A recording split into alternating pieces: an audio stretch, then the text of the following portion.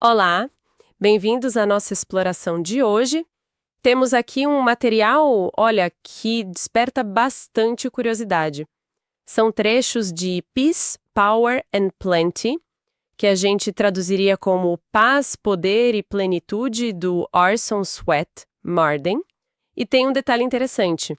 A cópia que temos em mãos parece ter vindo da biblioteca da Universidade da Califórnia. Isso, talvez sugira um pouco a circulação dessas ideias, mesmo sendo uma obra mais voltada para o desenvolvimento pessoal, né? Em ambientes acadêmicos até. Bom, a nossa missão aqui é mergulhar no pensamento do Marden, tentar pegar a essência de como ele via a mentalidade, a atitude como ferramentas capazes de moldar nossa realidade. O objetivo dele, pelo título, né, Paz, Poder e Plenitude, parece uma jornada em 3 etapas. Alcançar a paz interior primeiro, para então acessar um tipo de poder pessoal, que por fim levaria a uma vida de plenitude, de abundância. Vamos investigar isso. Exatamente. O título em si já é um roteiro, né? Paz, Poder e Plenitude. Não parece algo aleatório. Sugere uma sequência, um caminho a ser seguido. E Orson Swett Marden, é bom lembrar, foi uma figura muito influente ali no final do século XIX, começo do XX. Um dos grandes nomes do movimento do Novo Pensamento. Ah, o Novo Pensamento. Isso. E esse movimento, assim, em linhas gerais, enfatizava muito o poder da mente. A ideia de que nossos pensamentos têm uma força criativa real, sabe? Capaz de influenciar nossa saúde, nossas finanças, nossa vida como um todo. Marden pegou essas ideias e conseguiu popularizar isso de uma forma massiva com os livros dele. Novo Pensamento. É bom ter esse contexto, sim. Ajuda a gente a situar o Marden, não como uma voz isolada, né, mas como parte de uma corrente que ganhava força na época. Então vamos seguir essa trilha do título. Começando pela paz. Quando Marden fala de paz, ele está falando só daquela sensação de calma, de tranquilidade? Ou tem algo mais profundo aí? Como ele define essa paz? É uma ótima pergunta, porque vai além da simples ausência de barulho ou de conflito imediato, sabe? Para Marden, a paz é um estado de harmonia mental ativa, quase um domínio sobre a própria mente. Não é passividade, não, é controle. Controle. Isso significa cultivar deliberadamente pensamentos de serenidade, de confiança, otimismo. E, o que é crucial, é erradicar ou, pelo menos, neutralizar os pensamentos opostos. Tipo medo, preocupação. Ressentimento, dúvida. Ele via esses estados mentais negativos não como meros incômodos, sabe? Mas como forças corrosivas mesmo. Venenos que minam a vitalidade, a energia, a capacidade de realizar. Nossa, venenos. É forte. É forte?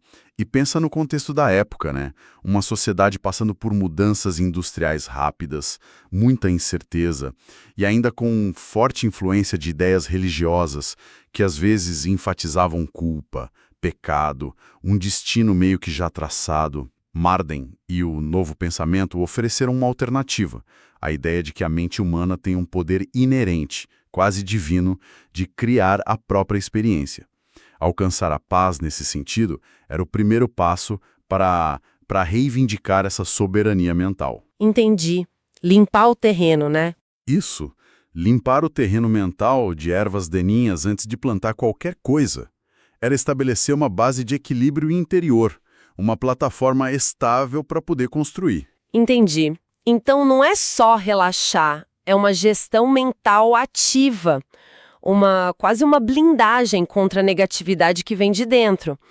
Mas fico pensando, como Marden conciliava isso com as adversidades reais, os problemas externos, que, bom, sempre surgem, né? A paz dele é só um refúgio interno? Ou ele achava que essa paz mental podia, de alguma forma, sei lá, influenciar ou atenuar os desafios lá fora? Essa é uma nuance importante. Marden reconhecia, sim, a existência de dificuldades externas. Claro, ele não pregava um desligamento total da realidade. Não era isso. No entanto, a ênfase dele estava na resposta interna a essas dificuldades. Ah, na resposta. Isso! A paz mental para ele era a condição que permitia enfrentar os desafios sem ser dominado por eles. Uma mente em paz, livre do pânico, da reatividade do medo, seria capaz de pensar com mais clareza, né? Encontrar soluções criativas, agir de forma mais eficaz.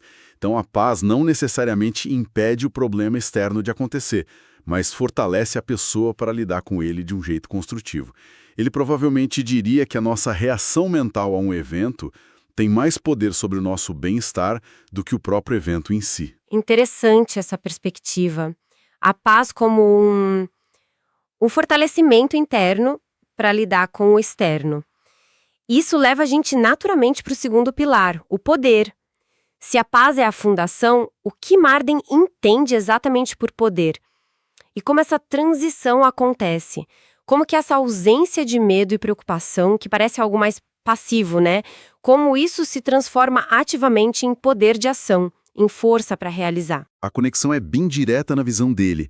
A paz mental, ao eliminar as dissipações de energia causadas por pensamentos negativos, conflituosos, ela libera e concentra a força da mente. O poder, para ele, não é o poder sobre os outros. Não é dominação, controle externo no sentido tradicional. Não é isso. Não.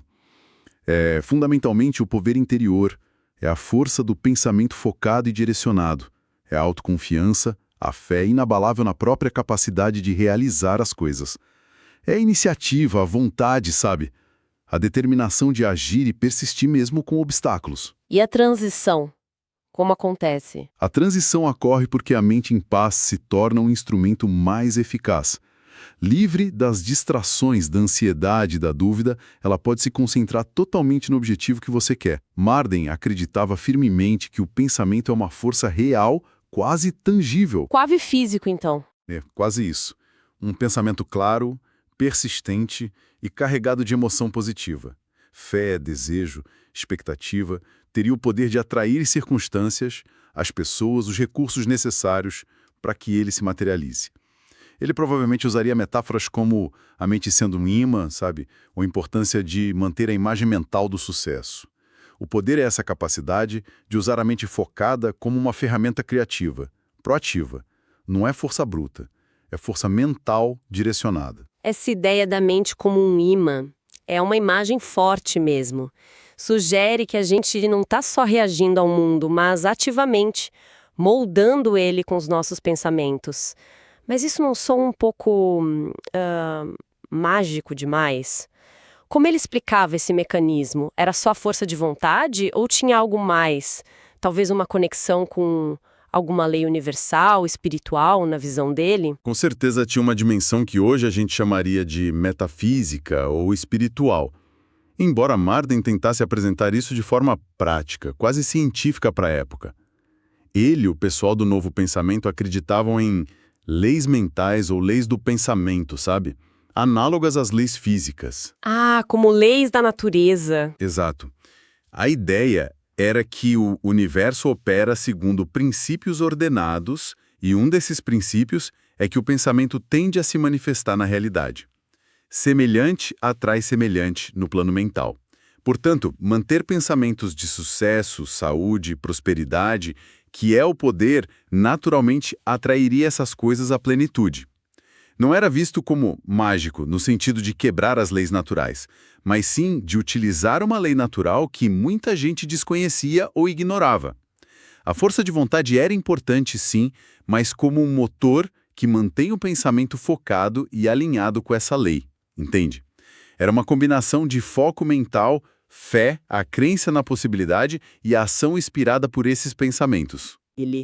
Paz limpa o terreno, acalma a mente. Poder foca a energia mental e direciona usando essas leis. Isso nos leva ao terceiro elemento, plenitude. Imagino que seja o resultado de todo esse processo, né? Mas o que exatamente Marden incluía nesse conceito de plenitude? Era só riqueza material ou era algo mais amplo? Era definitivamente algo mais amplo. Embora a prosperidade material fosse um componente muito importante e, de certa forma, até central na mensagem dele, Marden combatia, assim, vigorosamente a ideia de que a pobreza era uma virtude ou um destino inevitável. Ele era contra essa ideia. Totalmente. Ele via a busca pela riqueza como algo legítimo e até desejável, um sinal de uma vida bem vivida, da aplicação correta dos princípios mentais. Mas a plenitude ia além disso. Incluía saúde robusta, vitalidade, sucesso nos negócios, na carreira, relacionamentos harmoniosos, felicidade genuína, um senso geral de bem-estar e abundância em todas as áreas da vida. Então, não só dinheiro. Não só dinheiro. A lógica dele era que se você estabeleceu a paz interior e está usando o seu poder mental corretamente, ou seja, mantendo pensamentos de abundância, saúde e sucesso, agindo com confiança, persistência, a plenitude seria a manifestação natural, quase inevitável desses estados internos. Seria o reflexo externo da sua paisagem mental. Entendi. Impostas de fora, mas resultados de se viver numa consciência de limitação, de cultivar pensamentos de medo, dúvida, escassez. Para Marden, mudar a realidade externa começava por mudar radicalmente o padrão de pensamento interno. Ele diria coisas tipo: a pobreza é um estado mental, a riqueza também. Ou, espere grandes coisas e grandes coisas acontecerão. Essa ideia de que a pobreza é um estado mental é bem forte e talvez controversa, né? Coloca uma responsabilidade imensa no indivíduo.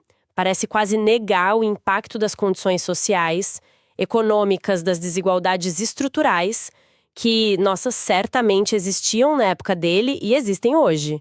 Como essa filosofia tão focada no indivíduo se encaixava ou se chocava com a realidade social mais ampla? Ele chegava a abordar isso? Essa é a crítica mais frequente, e talvez a mais pertinente mesmo, a Marden e a muito do novo pensamento. A ênfase é tão avassaladoramente colocada no poder do indivíduo e da mente que, sim, tende a minimizar ou até ignorar os fatores estruturais, as barreiras sistêmicas, a sorte, o privilégio de nascimento, as condições históricas. Marden escrevia numa época de grande otimismo para alguns setores da sociedade americana, né? A chamada Era Dourada, apesar das enormes desigualdades que existiam. E a mensagem dele ressoava muito com o ideal do self-made man. Aquele que vence por esforço próprio? Exato. Aquele indivíduo que pode triunfar pela própria força e mérito. Dentro do material que a gente tem aqui, a mensagem principal é essa: o controle está dentro. Ele provavelmente argumentaria que, mesmo diante de circunstâncias externas desfavoráveis, a atitude mental correta, paz e poder, seria a chave para superá-las, ou para encontrar caminhos alternativos para a plenitude. Não que ele negasse as dificuldades, mas ele acreditava que a ferramenta mais poderosa para enfrentá-las estava na mente. É uma filosofia profundamente individualista, o que era, ao mesmo tempo, sua força, porque empoderava muita gente que se sentia vítima das circunstâncias, e também sua limitação, né? Potencialmente cega para as injustiças sociais. Faz sentido. A questão não é tanto se ele negava a realidade externa, mas onde ele colocava o locus de controle. E a principal alavanca para a mudança. E para ele, era inequivocavelmente na mente individual. Essa perspectiva do individualismo como força e limitação, né, é crucial para a gente entender o alcance e as críticas a essas ideias. Então, resumindo um pouco a jornada que o Marden propõe, a gente começa cultivando ativamente a paz mental, dominando pensamentos negativos. Isso libera e concentra nosso poder interior, a força do pensamento focado, da fé, da iniciativa. E ao direcionar esse poder consistentemente para ideais de sucesso, saúde, bem-estar, a gente atrai ou cria a plenitude nessas áreas. É um ciclo que começa e termina na mente, mas que se manifesta do lado de fora. Perfeitamente resumido. Essa é a dinâmica central. Pensamento, a qualidade e o foco dele, né, leva a emoção, fé, confiança versus medo, dúvida, que leva a ação, iniciativa, persistência, que leva ao resultado, plenitude ou falta. Marden via isso quase como uma fórmula, um método acessível a qualquer um que estivesse disposto a fazer o trabalho mental necessário. O que era revolucionário para muitos na época era essa promessa de agência pessoal, de que a pessoa não estava condenada à situação atual, fosse ela de pobreza, doença ou infelicidade. Havia um caminho para mudar, e esse caminho começava com a transformação do próprio pensamento. Exploramos hoje, então, as ideias centrais de Orison Swett Marden em Peace, Power and Plenty. Percorremos essa sequência que ele propõe, da busca pela harmonia mental como base, passando pelo desenvolvimento do poder pessoal focado, até a manifestação da plenitude na vida. Uma visão que coloca a mente no comando da criação da nossa realidade, né? Vimos como, para Marden, a paz não é mera tranquilidade, mas um estado de domínio mental ativo. O poder não é força externa, mas a energia do pensamento direcionado e da autoconfiança. E a plenitude, que abrange riqueza, saúde e sucesso, é vista como o resultado natural, alcançável, de se manter uma mentalidade alinhada com esses princípios. É, sem dúvida, uma filosofia que deposita uma capacidade extraordinária e uma responsabilidade também extraordinária na paisagem interna de cada um. E isso deixa a gente com uma reflexão final, algo para a gente pensar um pouco, sem necessariamente abraçar toda a filosofia do Maharden ou ignorar as complexidades do mundo real, claro. Mas vale a pena perguntar: qual é a qualidade predominante dos pensamentos que a gente cultiva no dia a dia? E de que forma esses padrões mentais, muitas vezes inconscientes, podem estar silenciosamente moldando o nosso senso pessoal de paz interior, nossa capacidade de agir com poder e propósito, e, em última instância, a sensação de plenitude que a gente experimenta em nossas vidas? Fica aí a pergunta.